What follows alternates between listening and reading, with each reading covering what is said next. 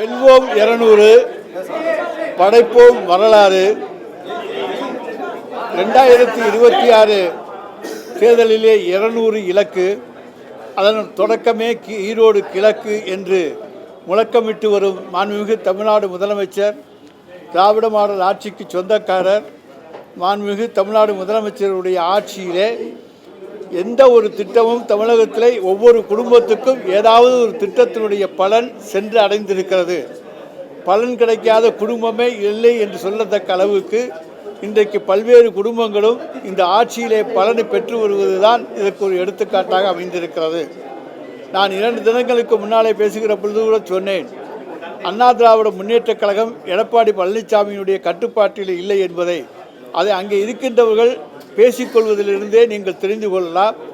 ஒரு நண்பர் என்னிடத்தில் சொன்னார், சமீபத்திலே முன்னாள் அமைச்சர் செங்கோட்டையன் அவர்கள் தன் நண்பர்களோடு பேசிக்கொண்டிருக்கின்ற பொழுது கட்சித் தலைவர் எடப்பாடி பழனிசாமியாக இருந்தாலும், வேலுமணியாக இருந்தாலும், தங்கமணியாக இருந்தாலும் எல்லோருமே எனக்கு ஜூனியர்கள் தான் என்று சொன்னதாக ஒரு தகவல் வந்திருக்கிறது. அதிலிருந்து அவர் எந்த அளவுக்கு ஆதங்கத்தோடு அங்கே இருக்கிறார் என்பதையும், அதே போல் அங்கே இருக்கக்கூடிய சீனியர்கள் எந்த ஆதங்கத்தோடு இருக்கிறார்கள் என்பதையும் நீங்கள் உணர்ந்து கொள்ள வேண்டும். எனவே அந்த கட்சி கலகலத்து கொண்டிருக்கிறது என்பதற்கு எடுத்துக்காட்டு தான் அண்ணா திராவிட முன்னேற்றக் கழகத்தினுடைய வாக்குகள் ஈரோடு கிழக்கு தேர்தலிலே முதல் முறையாக இரட்டை இலைக்கே வாக்களித்து வந்தவர்கள் முதல் முறையாக உதயசூரியனுக்கு வாக்களித்திருக்கிறார்கள் என்பதையும் அன்றைக்கு நாங்கள் சொல்லியிருந்தோம். இவற்றுக்கெல்லாம் வலிமை சேர்க்கின்ற வண்ணம் இன்றைக்குமே நாங்கள் கருத்து கணிப்பில் அவ்வளவு நம்புவது கிடையாது என்று சொன்னாலும் கூட அதற்கும் ஒரு வலிமை உண்டு என்று எண்ணத்திலே அதையும் ஒரு காரணியாக பார்க்க வேண்டும். சமீபத்திலே இந்தியா டுடே பத்திரிகையும் சி ஓட்டர்ஸ் இணைந்து மூட் ஆஃப் த நேஷன் என்கின்ற ஒரு கருத்து கணிப்பை நடத்தியது. அந்த கருத்து கணிப்பிலே தமிழ்நாட்டிலே 39 தொகுதிகளிலும் இன்றைக்கு நாடாளுமன்ற தேர்தல் நடந்தால் திராவிட முன்னேற்றக் கழகத்தின் தலைமையிலான கூட்டணி தான் வெல்லும். கடந்த நாடாளுமன்ற தேர்தலில் 47% ஓட்டுகளை வாங்கியிருக்கிற திராவிட முன்னேற்றக் கழக கூட்டணி 52% வாக்குகளை பெறும். அதை போல அண்ணா திராவிட முன்னேற்றக் கழகம் 23% பெற்றிருந்தது 20% குறையும் என்று ஒரு கருத்து கணிப்பும் மற்றவை எல்லாவற்றையும் சேர்த்து, அதாவது எல்லாம் ஒன்று சேர்ந்தாலும் சேராட்டியும் சேர்த்து கணக்கெடுத்து ஒரு என்டிஏ என்று போட்டு ஒரு 21% சொல்லியிருக்கிறார்கள். அதைத்தான் இங்கே நாங்கள் இன்றைக்கு சொல்ல அதையும் விரும்புகின்றோம். அந்த கருத்து கணிப்பையும் நீங்கள் பார்த்து கொள்ளலாம். என்டிஏ அலையன்ஸ் 21%, இந்தியா கூட்டணி 52%, ஏஐடிஎம்கே 20%. அதனால் எல்லாரும் சேர்ந்து வந்தாலும் தனித்து வந்தாலும் இந்த திராவிட மாடல் ஆட்சியை நடத்தி கொண்டிருக்கிற மாண்புமிகு தமிழ்நாடு முதலமைச்சருடைய ஆட்சிக்கு இன்றைக்கு ப்ரோ இன்கம்பன்சி தான் இருக்கிறது, ஆதரவு அலை தான் இருக்கிறது. ஆன்டி இன்கம்பன்சி என்பது கிடையவே கிடையாது, எதிர்ப்பு அலை என்பது கொஞ்சம் கூட கிடையாது என்பதை நாங்கள் உறுதிபட தெரிவித்துக் கொள்கிறோம். தமிழ்நாட்டு மக்கள் மகிழ்ச்சியோடு தான் இருக்கிறார்கள். ஆனால் சிலர் அதை ஏதாவது ஒரு சம்பவங்களை சுட்டி காண்பித்து அதை மிகப்படுத்தி இந்த ஆட்சியிலே இந்த மாதிரி குறைகள் இருக்கிறது என்று சொல்லுகிறார்களே தவிர, இன்றைக்கு தமிழக மக்கள் அனைவரும் ஏதாவது ஒரு திட்டத்தினாலே தங்களுக்கு நன்மை கிடைத்திருக்கிறது, பலன் கிடைத்திருக்கிறது. இதற்கு முந்தைய ஆட்சிகளிலே எங்களுக்கு எந்த விதமான பலனும் கிடையாது, அத்தகைய எல்லா வாய்ப்புகளும் எங்களுக்கு கிடைத்திருக்கிறது என்கின்ற நம்பிக்கையோடு இந்த திராவிட மாடல் ஆட்சியை வரவேற்றுக் கொண்டிருக்கிறார்கள். மாணவியர்கள் வரவேற்றுக் கொண்டிருக்கிறார்கள். அதே போல விரைவிலேயே பட்டாக்கள் வழங்குகிற நிகழ்ச்சியும் நடக்க இருக்கின்றது. எனவே அந்த அளவுக்கு தமிழக மக்களுடைய நிலைமையை புரிந்து கொண்டு அவர்களுக்கு தேவையான அனைத்து வசதிகளையும் தருகின்ற ஒரு திராவிட மாடல் ஆட்சியைத்தான் மாண்புமிகு தமிழ்நாடு முதலமைச்சர் அவர்கள் நடத்தி கொண்டிருக்கிறார்கள். அங்கே அண்ணா திராவிட முன்னேற்றக் கழக கூட்டணி கலகலத்து கொண்டிருக்கிறது என்பது 23%இலிருந்து 20% அவர்களுடைய வாக்கு வங்கி சரிந்திருப்பதை எடுத்து காட்டுகிறது. எல்லா புதிய கட்சிகள், இருக்கிற கட்சிகள் எல்லாத்தையும் சேர்த்து பார்த்தாலும் அங்கே என்டிஏ என்று 21% தான் வருகிறது. எனவே எங்களை பொறுத்த வரைக்கும் 52% என்பதை இன்னும் உயர்த்துவதற்கான முயற்சியை இந்த ஓராண்டிலே எங்களுடைய மாண்புமிகு தமிழ்நாடு முதலமைச்சர் அவர்களும் துணை முதலமைச்சர் அவர்களும் மேற்கொள்வார்கள். அதன் மூலமாக தமிழகத்திலே தொடர்ந்து திராவிட முன்னேற்றக் கழக கூட்டணியுடைய ஆட்சி தொடரும். மீண்டும் தமிழகத்தை ஆளுகிற பொறுப்பை தமிழக மக்கள் எங்களுடைய தலைவர் தளபதி அவர்களிடத்திலே தருவார்கள் என்பதை தெரிவித்துக் கொள்கிறேன். ஆமா, 2024 மக்களவைத் தேர்தலில் பாஜகவுடைய வாக்கு சதவீதம் 18% இருக்கு. ஆனா இப்போ ரிலீஸ் பண்ணக்கூடிய வாக்கு சதவீதம் பார்த்தீங்கன்னா 21 உயர்ந்திருக்கு, 3% உயர்ந்திருக்கு பாஜக. அதான் எல்லா கட்சியும் சேர்த்துன்னு சொல்கிறேன்ல, புதிய கட்சி எல்லா கட்சியும் சேர்த்து 21% அவ்வளோதான். அது ஒன்றும் வாக்கு உயர்வுன்னு நாங்கள் சொல்லணும். எங்களுக்கு 47 52 ஆயிருக்கு. அதை பாருங்கள். அவங்களுக்கு வந்து எல்லாரும் இன்றைக்கி மற்றவரெல்லாம் சேர்த்து தான் அங்கே 21%.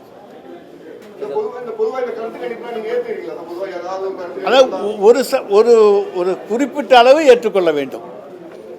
மக்கள் மனதில் என்ன இருக்கிறது என்பதை அவர்கள் சர்வே செய்து தருகிறார்கள்.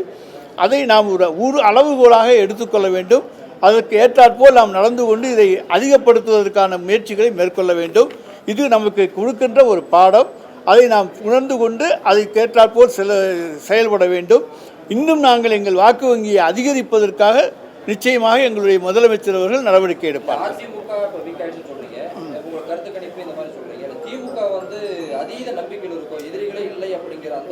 எதிரிகளே இல்லை என்று நாங்கள் என்றைக்குமே சொல்லவில்லை.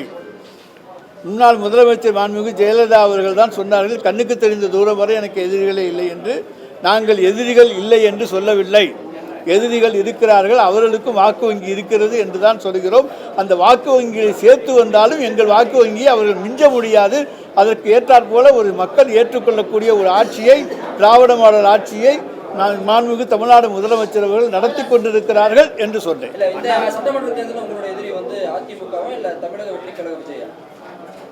அதாவது இது கருத்து கணிப்புகளின்படி தனிக்கட்சியாக பார்த்தால் அண்ணா திராவிட முன்னேற்ற கழகம். அண்ணா அறிவாலயத்தில் உள்ள ஒவ்வொரு செங்கலையும் எடுக்காமல் விடமாட்டேன்னு சொல்லி பாஜக மாநில தலைவர் அண்ணாமலை நேற்று பேசியிருக்காரு.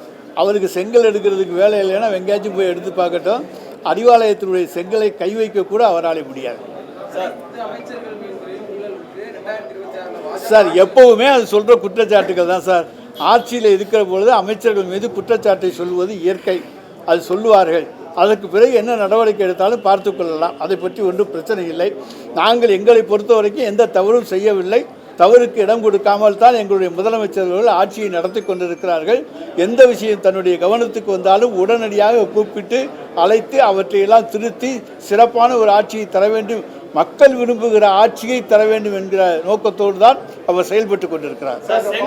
செங்கோட்டையின் திமுக இணைவுள்ளதாகவும் அதற்கு மூத்த அமைச்சர் ஒருவர் இங்கே வேலை செய்து கொண்டிருக்கிறார் என்ற தகவல் இருக்கு சார். நாங்கள் அப்படியெல்லாம் சொல்லலை. அங்கே அவர் அதிருப்தியில் இருக்காருங்கிற வார்த்தைகளைத்தான் சொன்னோமே தவிர அவர் திமுகவில் வந்து இணையப் போகிறார் என்றெல்லாம் நான் சொல்லவில்லை.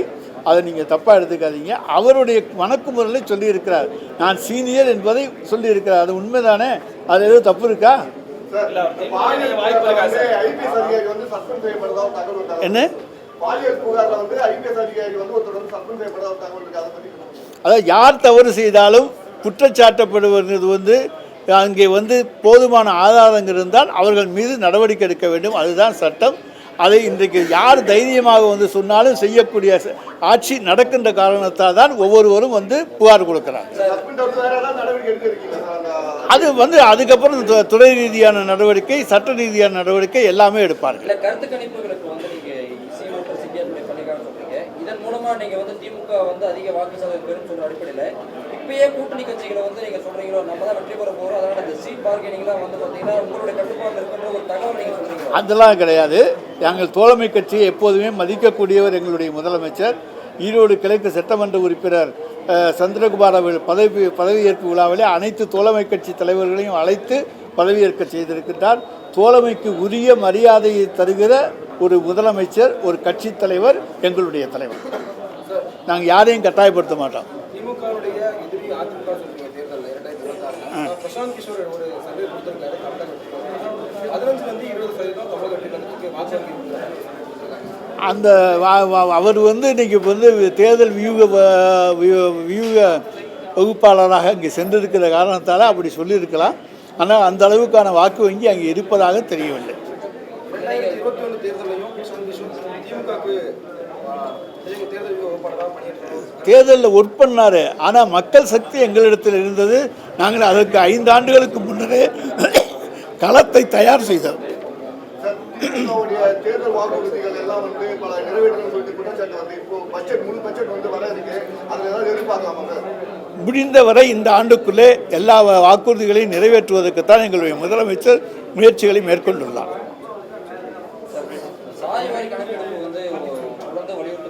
இல்லைங்க, ஜாதிவாரி கணக்கெடுப்பு என்பது சென்சஸ் வந்து மத்திய அரசினுடைய சப்ஜெக்ட். அவங்க எடுத்தாலும் அது ப்ராப்பராக இருக்கும். நாம் வந்து ஜாதிவாரி கணக்கெடுப்பை எடுத்தோமையானால் அதற்கு உண்டான சட்ட வலிமை கிடையாது. அதனால் வந்து பல பிரச்சனைகள் எடுப்புமே தவிர அதுக்கு சட்டபூர்வமான இது கிடையாது. எனவே தான் மத்திய ஒன்றிய அரசை ஜாதிவாரி கணக்கெடுப்பை எடுங்கள், சென்சஸை நடத்துங்கள் என்று நாங்கள் வலியுறுத்துகிறோம். ஜாதிவாரி கணக்கெடுப்புக்கு நாங்கள் எதிரிகள் அல்ல. நாங்கள் எடுப்பது சட்டப்படி பூர்வீகமாக செல்லாது. எடுத்து வச்சுக்கிட்டு என்ன பண்ணுறது? அதை இம்ப்ளிமெண்ட் பண்ண முடியாது. யாரு கோர்ட்டுக்கு போனாங்கன்னா செல்லாது. பிரசாந்த் கிஷோர் வந்து ஏற்கனவே வந்து திமுக வந்து பணி செஞ்சிருக்காரு. இப்போ வந்து தாவேகாக்கு ஒருவேளை வந்து பணி செய்யும் பட்சத்தில் எந்த மாதிரியான ஒரு மாற்றம் ஏற்படும் நினைக்கிறீங்க? ஒரு மாற்றமும் ஏற்படாது, ஏமாற்றம் ஏற்படும்.